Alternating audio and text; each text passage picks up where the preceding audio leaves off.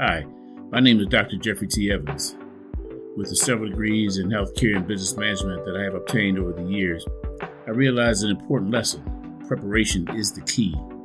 Chances for success in finishing a journey would be greatly enhanced if the trials and tribulations of the journey were known before the journey began. In my book, Considering the Journey, I highlighted some of the most important lessons for success. Welcome to Journey 2. The podcast that brings important insights before you make those important decisions. Come with me as we uncover those secrets. Come and join me in Journey 2, the podcast. So, good evening, good morning, good afternoon, wherever you're listening to me in this podcast. And welcome to my podcast. I'm Dr. Evans. I'm your host for Journey 2.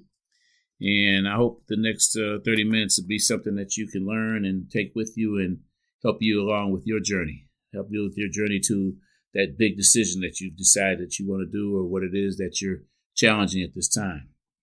What I'm going to do in this podcast, I've received some questions from my publishing company, and I'm very grateful that they took the time to get these questions for me. And I'm going to try to answer them. I'm going to put the name out of the person that sent the question in just so they get a 100% positive answer from me. Now, I'll let you know, I didn't read these questions over and write down notes and give you any type of plan on what I wanted to say. So this is going to be totally impromptu. I'm going to read the question, and I'm just going to give it my personal thoughts on it. I may elaborate, I may not. Just bear with me. And if there's an answer that you want to have more questions on, feel free to query those questions and to bring more questions to me. I appreciate that. So let's go ahead and start it off. The first one is from a lady named Samantha Mitchell. And she says, quote, "Thank you for sharing the information. Why did you specifically want to pursue a Ph.D., unquote?" Well, Samantha, that's a good question. That's a really good question. As you know, if you read my book, I was 52 years old when I started out my journey. And my big thing was I wasn't doing it for my career. I wasn't doing it for the status of having a PhD or a doctor, call myself doctor. I was doing it because at that particular time, I wanted to know if I could. If you read in my book, I had an incident that happened to me when I was in first grade. And my mom kind of questioned me on my B report card that I brought home. And it made me feel as though I couldn't achieve for some reason. I mean, it got to me. I did everything I could to get a good report card in the first grade. It wasn't enough because I was being compared to a sibling who was very, very smart and had I won't say a considerably better report card, but had a better report card than I did. So my mother was accustomed to seeing, real good grades. I came home with B's, and she wasn't accustomed to seeing B's. She was accustomed to seeing A's. So anyways, that stuck with me for a long, long time. And then in my career, I went into the Navy when I was 18. When I was 17, I went into the Navy. And I noticed there that the people that were in charge, the officers, the people with the bigger stripes on instead of the enlisted side, all of them had a degree.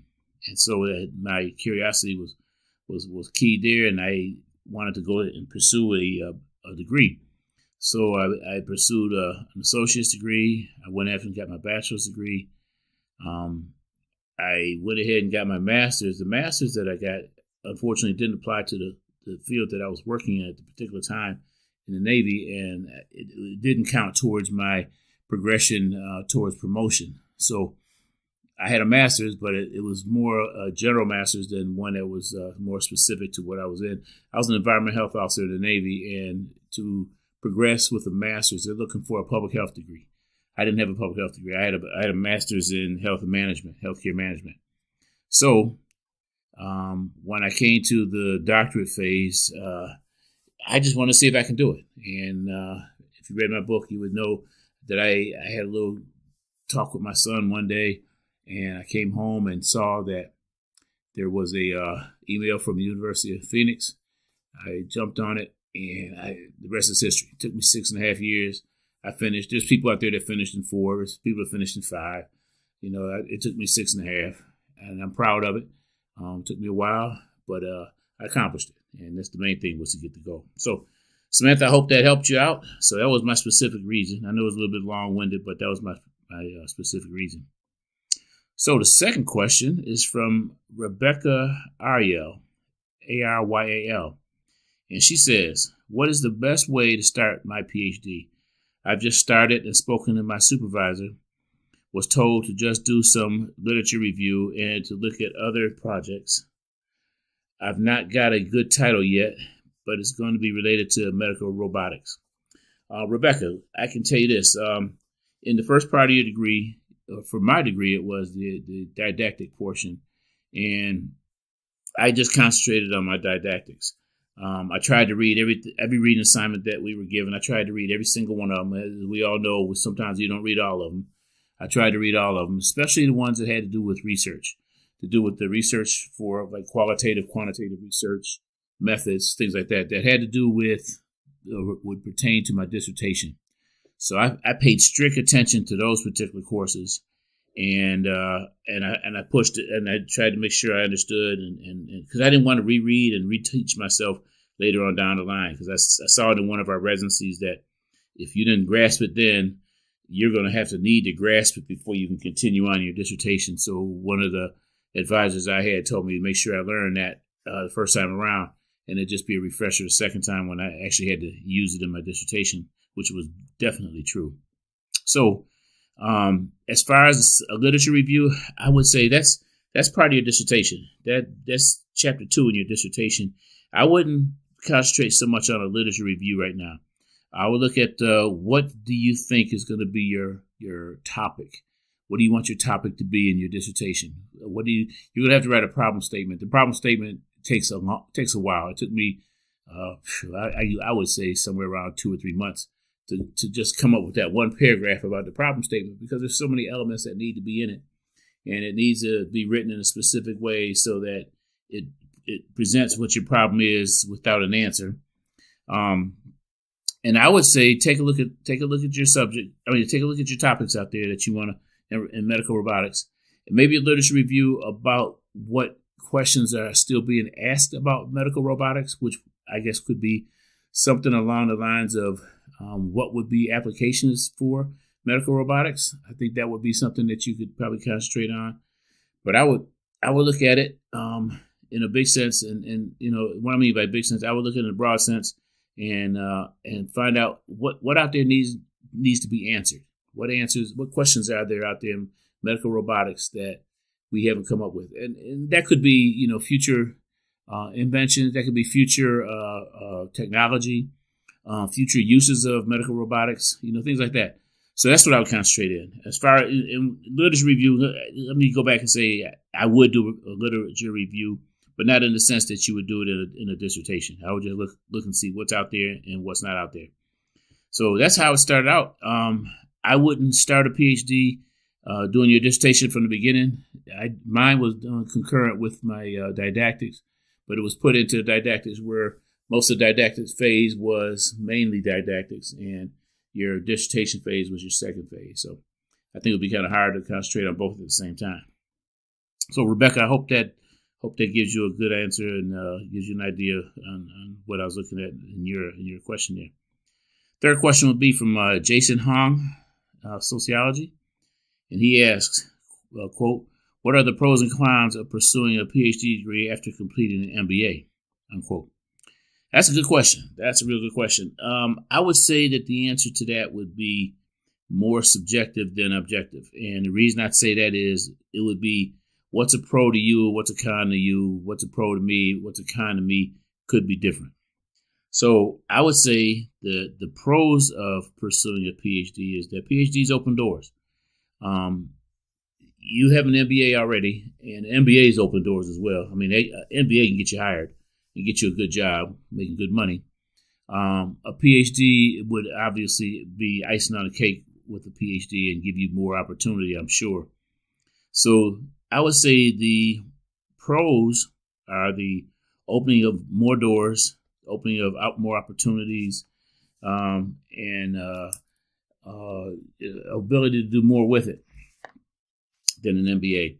The cons of pursuing a PhD is that PhDs are, they're hard. It's probably the hardest. I think it's the hardest degree to obtain because there's so much work that needs to be done on them.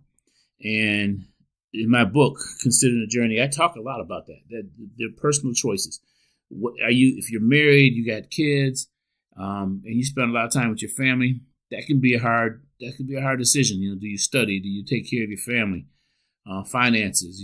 Are you getting it financed through a grant? Are you getting financed through some type of tuition assistance program? How are you paying for it? Is it coming out of your pocket? Is it taking food off the table? Your time that you're going to have, like I said, your personal time is a big question. I had no social life for about almost 3 to 4 years. I'm an avid football fan. I don't even think I watched a pro football game during those 3 years that I was in the didactic phase.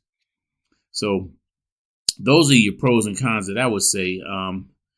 The MBA, I would say give it a little break. If you just finished your MBA, give yourself a year. Give yourself a little time off. Get away from the books and get your mind set so that when you do go in, when you go into a PhD program, in my experience, it takes a lot of time and effort, and it takes up all your focus, all your time.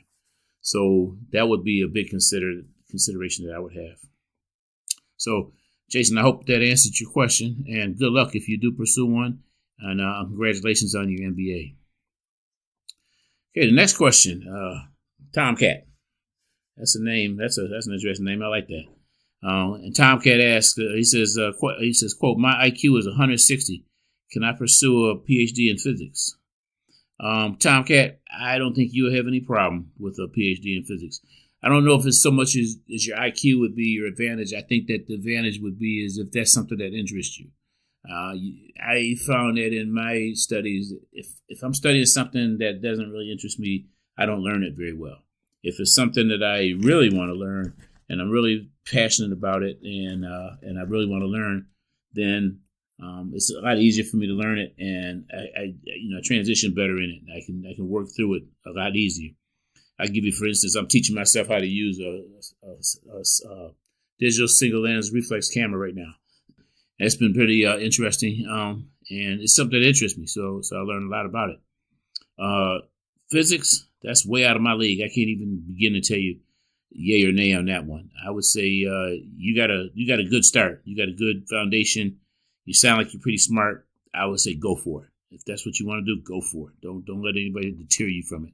And that's probably a really prestigious degree. I know a friend of mine, husband, has a PhD in physics, and he makes a pretty good living. He's making a real good living. So good luck on that, Tomcat. My next person is Sean M., political science from Monash University.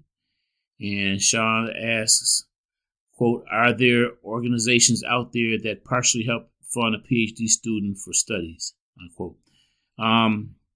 As far as an organization, I have to be perfectly honest with you.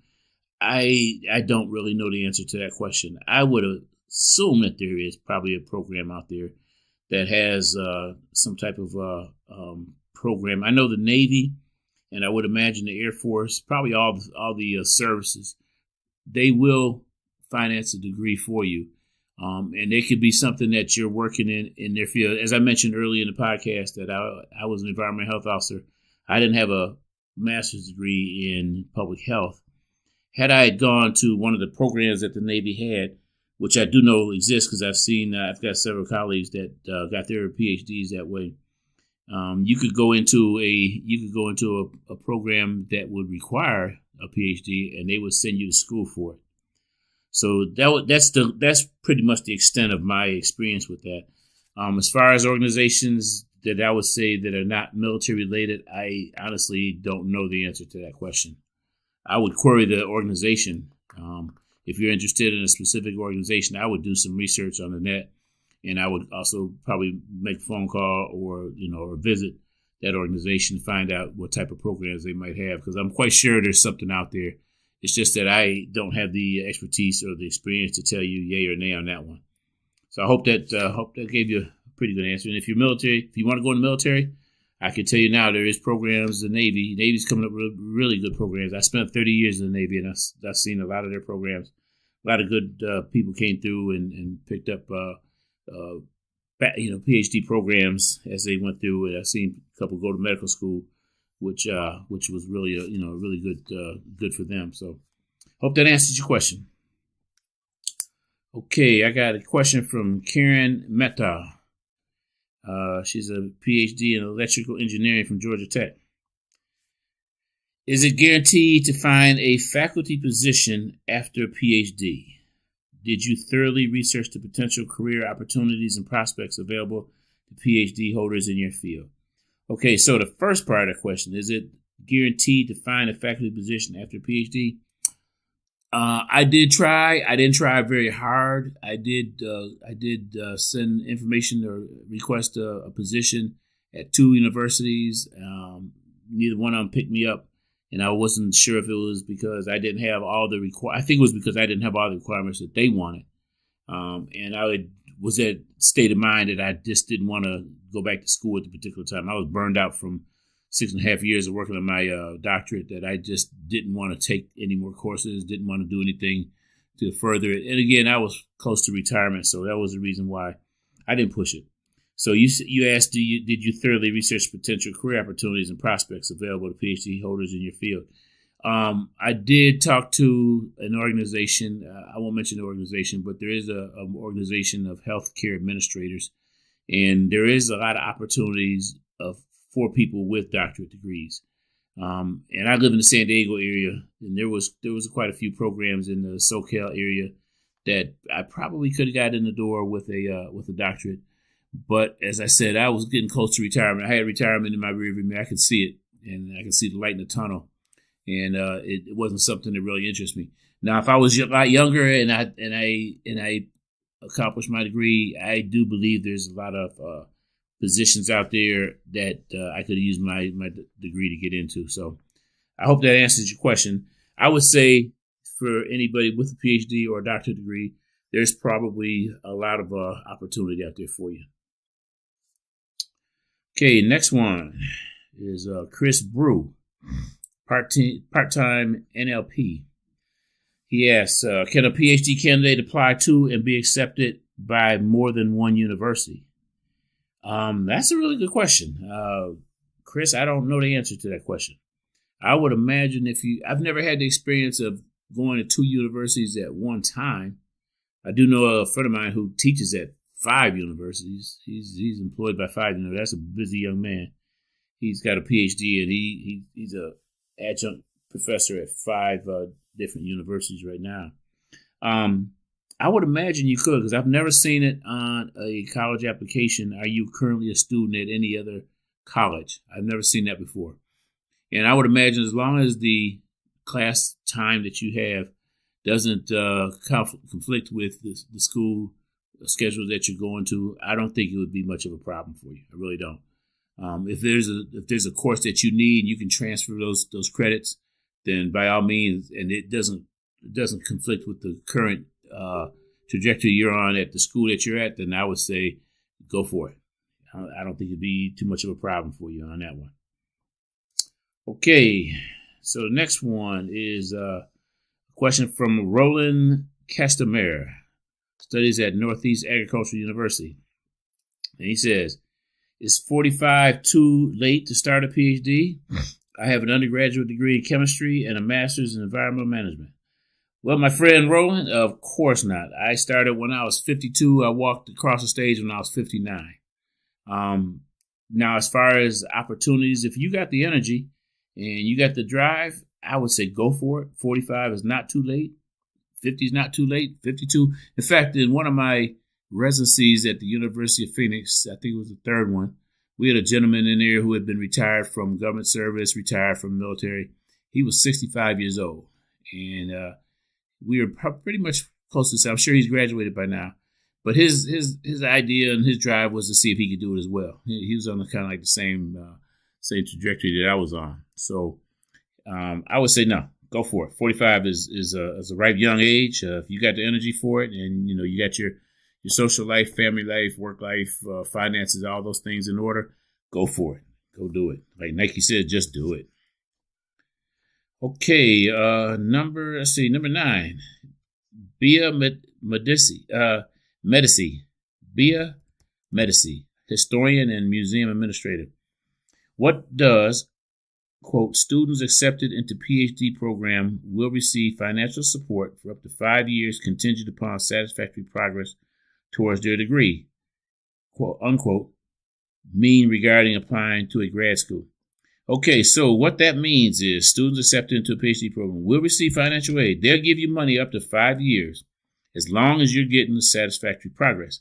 And satisfactory progress on a doctorate or a PhD is interesting because you can keep up with the didactic portion of it, no problem, course after course after course after course. But once you hit the dissertation phase, you're on your own. You're not on a timeline at that point. You're not on a specific timeline. Now you have to be enrolled in certain courses in order to do certain chapters of your dissertation, and also to have phases of your what is it called? Can't think of the name of it right now, but you have to be enrolled in courses, and you don't want to enroll in the same course 3-4 times because you didn't get it done the first time. Any course you get into, you want to satisfactorily complete that course in order to continue to receive your financial aid. Now, if you go to, like I did mine, like I said, 6.5 years, if you get that far, then you may get to a point where they're not going to pay for it. So I think that's pretty much what they're talking about. So your big attention is going to be at getting the grade, getting the satisfactory completion of the course. I think that's B or plus, B or A. C plus, I think, can still get financial aid. And you want to stay on track. You definitely want to stay on track. You want to be able to keep tracking out to, A's, B's on every one of your courses, and don't fall behind. If you fall behind, that's when you get a problem. They have a thing called ABD, all but dissertation. That means that people have done all the didactic work, and now they're stuck on their dissertations. And I can tell you right now, 50% of people that start dissertations never finish them. They're out there just flailing in the wind. Got a bunch of stuff done and never finished it. And that's what they're talking about. They're trying to limit continued financial support for somebody who didn't finish in time. So my advice to you is finish, stay on track, be what they say, satisfactory progress towards your degree, and you will continue getting paid. Okay, I got another question here from Shirley Clark. She's a government student. Is it a good idea to ask an associate professor to be your research supervisor for a PhD? Shirley, I would say, yeah, that's one of your options. I wouldn't say that's what you want to limit it to, but I would say that's one of your options. When I did my doctorate, I had an associate professor who actually worked for me at the particular hospital I was working at, and that was probably a mistake on my part. And the reason I say that is because you know that person, and then they might not be as subjective to you as they should be, or could be. In my case, it didn't turn out to be really good. That person, we parted ways, and it took me another 7 months to get another committee member. So I would say you don't want your research supervisors to be somebody that you're very familiar with. I know it sounds kind of counterintuitive, but you want someone that is got the expertise in what you're doing. That's who you want to be partnered up with. If you're doing a phenomenological study, or if you're doing a quantitative study, you want one of your members, your research people, to be qualified at what it is you're doing, and not so much as a friend or somebody that you know or have known for a while or went to school with. You want somebody that's going to be there because of their qualifications, and kind of stick to that. And I think that'll be more rewarding to you in the long run. Okay, so I got another one here. We're getting kind of short. I got about another 5 minutes. I got a couple more questions here. So I got one here from Angie P. She's got a EDD. What is your opinion on students who have obtained their PhDs from lower ranked universities? That's a good question. I would say, well, okay, let me give you where my answer would come from. When I went to when I was working on my bachelor's degree, I got a bachelor's degree from the University of Maryland. We had a whole conversation in one of our courses one of our nights that we met about that. And I would say strongly that you want to get your degree from a school that's respected. When I started in 2009, I Googled, what's the best online school for a doctorate? And then obviously you're going to get a couple of answers there. But I did a little more research. I know Phoenix has had a few issues in the past couple of years. I think they're coming out of it now, but they did take a hit, and it wasn't very favorable for people with degrees from the University of Phoenix. I think we've got past that now. But I would say if you can get a reputable school, you don't want a fly by night school that you can get your degree and nobody know where that school's at. You don't want to go to Podunk University and get it from a university that nobody knows. You want to get it from somebody that's notable, a school that's got some credibility, and a school that people know. And so I would say stick to that, and you shouldn't have any problem. Okay, my time for this podcast is getting close. I got about one more question here, and then I'm going to pick it up at the next podcast. I still got another 15 questions to go, and I'll pick them up in my next podcast. Okay, so I'm going to go ahead and get one more in. It's from James W. Hoover. He's got Public University in the U.S. I have found an unintentional mistake in my published paper, which is exactly the same as my Ph.D. thesis. What will be its consequence if I cannot tell my advisor about this mistake? I would say tell your advisor about the mistake. Make the mistake that you noticed, make it known, because no one's perfect, and you don't want to suffer whatever consequence would be suffered in the event that they find this mistake, if it's something that they can use against you. So I would say, full disclosure, get it out in the open, get it out there so it's well known. If you can get it corrected, get it corrected. I did my PhD. I did my doctorate. I've got 136 pages in my dissertation, and I found a mistake. I think it was on page 62 or something like that. It's still there, but I'm done now. But it bothered me because I didn't catch it. In my book, I found a mistake, and I reread my book. I think I did a double read of my transcript, of my manuscript, and I still missed a mistake. So when you say an unintentional mistake in a published paper, if you can get it retracted, then that's fine. If not, then just go ahead and live with it. I don't think it's going to hurt you. I really don't think it's going to hurt you in the long run. I think that you'll be okay. And if you bring it up, if your published paper is something that is a subject of that you're using in order to get a job or a position or become a speaker or something like that, I would bring that up to the people that you're working with and make sure they're aware of it. Make sure they know it so that there's no surprises and that you're not trying to pull anything over on them. That's the honesty is the best remedy for those. Just put it out in the open. So that's what I would do if I were you. I would say that and go for it. So I'm at about 29 minutes and I got about a minute left. So I'm going to go ahead and stop.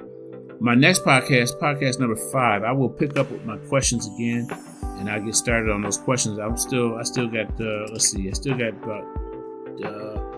about 15, but excuse me, I just got 10 more questions to go. So I hope some of these questions are helping you. I hope the people that I answered your question, I hope you got something from it. I apologize for the time. It's taken me a little while. I've been doing some things in my personal life that I didn't get a chance to do a podcast. So I hope that I'm catching up with the folks that have been following my podcast, and I really appreciate those that are. If you have any more questions, please reach out, and I will be glad to answer the questions that I can. Hopefully, we can go live one day and I can talk to people. I'll be glad to do that. So let's just keep our head to the sky, keep pushing. Don't let anything stop you. Take a negative thing and turn it positive. Always stay a step ahead. Never let them see you sweat, but let them know when you're mad. This is Dr. Evans, and I'm out. Have a good day.